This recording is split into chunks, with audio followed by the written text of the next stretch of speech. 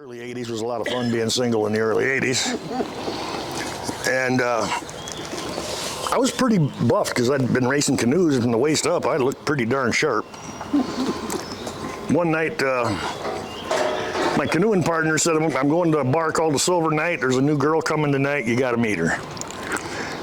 And I said, Dale, I'm tired of this. You know, in the 80s, you could go home with a different lady every night if you wanted. It was pretty wild. But he convinced me to go to the bar. I sat at a table about a half hour before they showed up, where I could see the door in case I wanted to run, I could scoot. Well, these three girls walked in the bar, and I knew two of them, so you had to be talking about the one I didn't know. Beautiful girl. She walked in the door, and I said, is that the one? And he said, yes, sir, that's the one. I said, I'm going to marry her. Hadn't even talked to her. He said, good luck. She's snooty, stuck up. She never dances with anybody, never goes home with anybody. But 6 months of being persistent, I married her. Best thing that ever happened to me. Changed my attitude, changed my life. I've been self-employed most of my life, and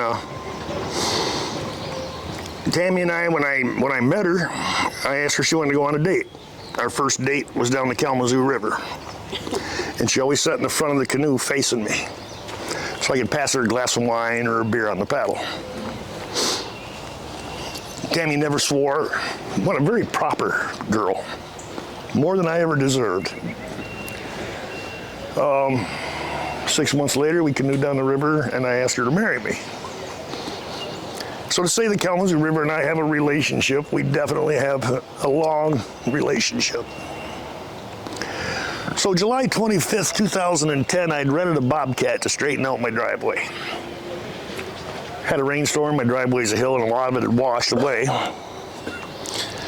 And about 5 o'clock that night, I started noticing helicopters flying all over the place. I looked at Tammy and I went, well, the guys better get their crops out of the ground because the man's out looking.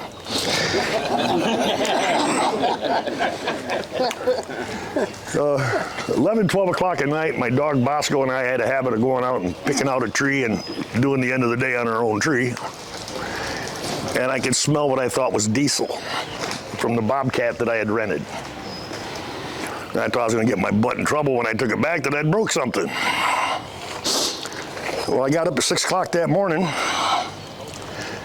and the stench was horrendous. Tammy's face was red. You could not take a breath without breathing in the benzene or whatever it is that the oil produces. And it was countywide. I took Tammy to work, and I went to track down the source. Where I first found it is at the park where you folks are going to be getting out of your boats this afternoon. It was terrible. Booms across the river, and the oil was flowing so thick that it was rolling under the curtain and kept going. Hydrovac trucks there. The river was over the banks. A big tanker truck that would take it out of the hydrovacs to the tanker, and the tanker would haul off, and another one would come in. So I worked my way down the river to the source. When I got to the source, they wouldn't let me get close. And in the process, with my camera, I was taking pictures of fouled water life that I had found. Muskrats, turtles. I had probably a dozen pictures. I became an ass. I went right home and made a billboard up and put it in the back of my truck. What's big oil going to do to save the Kalamazoo? And I drove back probably right over here. And the first truck I seen that I thought might be involved, I didn't know what the hell an Enbridge was or who it was. And I seen a white pickup that said Enbridge on the side of it. Introduced myself to a guy, his name was Matt Collier. He was out of a branch in Bay City, I believe. And I struck up a conversation with him. I'm good at striking up conversations. I'll talk to a rock, let it listen. And what he was looking for was places to access the river. So I'm taking him around to all these farmers I know that have access, any place they might be able to get a boat in. And I was thinking, what's this guy thinking following me with a billboard in the back of my truck? And I'm dragging him around.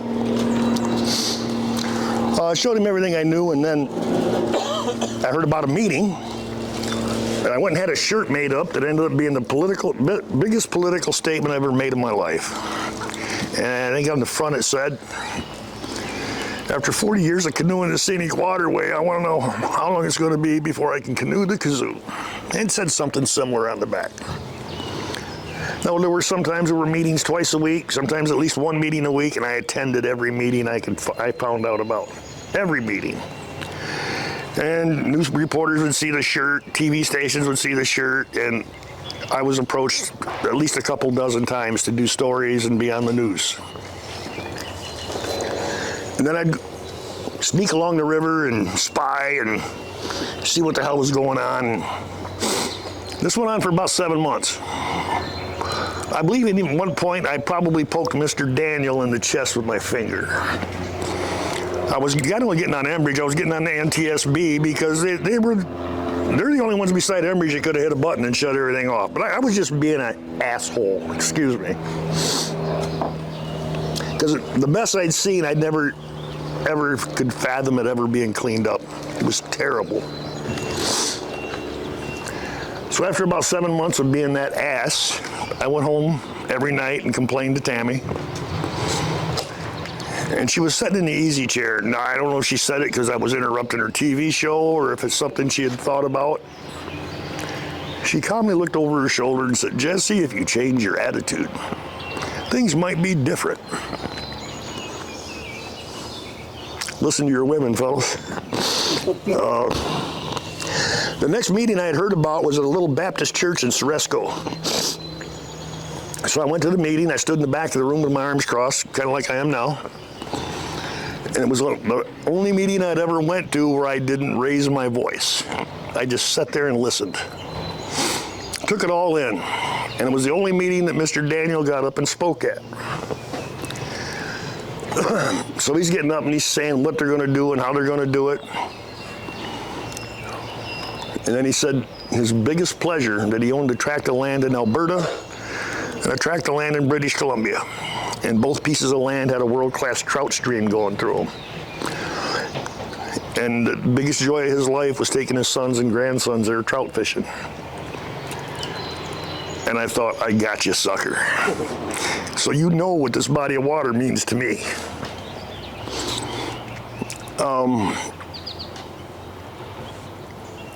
So at the end of the meeting, there was what I coined to myself was a begging for buck session. At the end of the meeting, any resident that felt they had a legitimate claim, they were up begging for air purifiers or motel rooms or whatever they wanted or needed.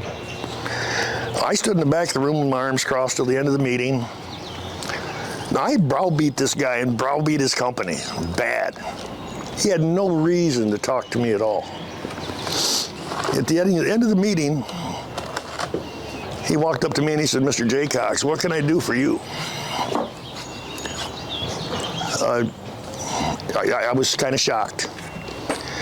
Well, in Ceresco, when Tammy and I would go canoeing, I would go down to Ceresco and chain my canoe to a tree and call her and tell her I was going to meet her at Bridge Park. I'd go back to Bridge Park and get her and the dogs and the canoe paddles and run back over to Ceresco, leave my truck there so when I got the canoe out, I had something to put it in.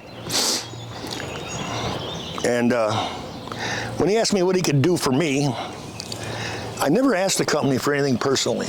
I asked for things that would benefit my community. And for 40 years, I've been putting my canoe in at that dam, and I was putting it in on private property. And tickets had been issued for criminal trespass. And I said, if you do what you say you're going to do and your people say you're going to do, when this is all said and done, I'd like to see a public launch at Ceresco Dam. Well, he bid me a good night, and we split. 2 weeks later, I got a knock on my door. And Pat kind of reminded me of Jimmy Stewart, long, tall, slender guy, soft-spoken. And it's Pat and one of his assistants. And he's got a roll of blueprints with him. And he said, we'd like to do something more than just build one park. We'd like to build several parks along the river. For my community, a hell of an asset. For me, not so much, because I no longer had the river to myself. It was very rarely you'd see more than a couple of people when you're on the river. And like this last holiday weekend, there were probably 500-600 people on the river. It's very well used. And then I consoled myself with the fact that if one other couple could experience the pleasure and the love and joy I did on that river with my wife, it was well worth my effort.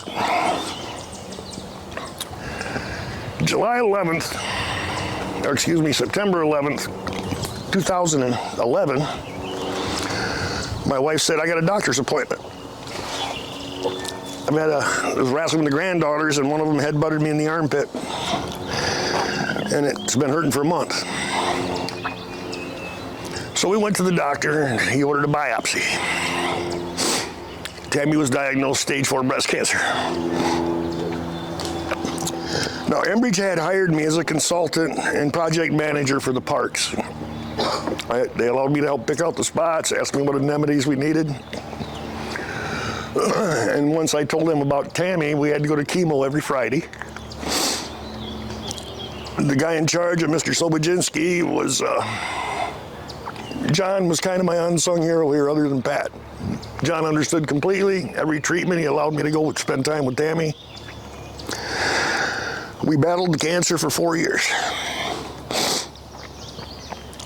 In that time, we found time to get down the river again and enjoy some pleasure.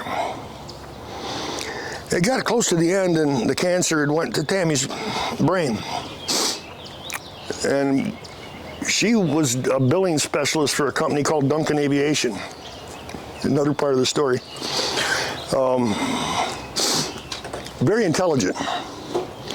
So about 4 months before she was severely affected by the brain cancer that went to her brain, breast cancer that went to her brain, we sat and discussed where she wanted to be interned. And she said, just like the love we have shared forever, it's going to last forever, the river's going to flow forever, and I want my ashes put in the river. So when you're all canoeing today, say hello to Tammy for me. What ended up here is a total disaster. It turned out to be a terribly good thing for our community. Enbridge stepped up then, and they continue to do so now. One little part of the story I left out is when Tammy worked at Duncan Aviation, and every time Pat's plate landed, it landed right in front of her desk. So I knew way ahead of time when he was here. But I have found this company to be very responsive. I not only got involved with the parks, I got involved with a lot of other stuff. I'd read the paper and find out what the problem was and try to interject and involve myself as much as I could because of the effort they were making. I believe in the company wholeheartedly. I think what they've done here, they've set an example that like companies should pay very close attention to. And none of you will see any sign of any oil spill in the river at all. It's cleaner now than it ever was. Somebody asked why they tore the dam out. It was a low-head dam that had produced no power for years. It had no particular purpose other than to make white noise and keep that community happy. Well, for 150 years prior to that, we had foundries in Albion and Marshall before anything was regulated. So they're spewing off particulates into the air, landing in the fields, landing in the river, and a lot of those particulates had collected behind that dam over the years. It didn't create a very comfortable environment above the dam. It was like muck and mud. You almost had to pole your way through it. And when you went below the dam, the water always had a brown or green hue to it from all the organic matter getting churned up and blown over the dam.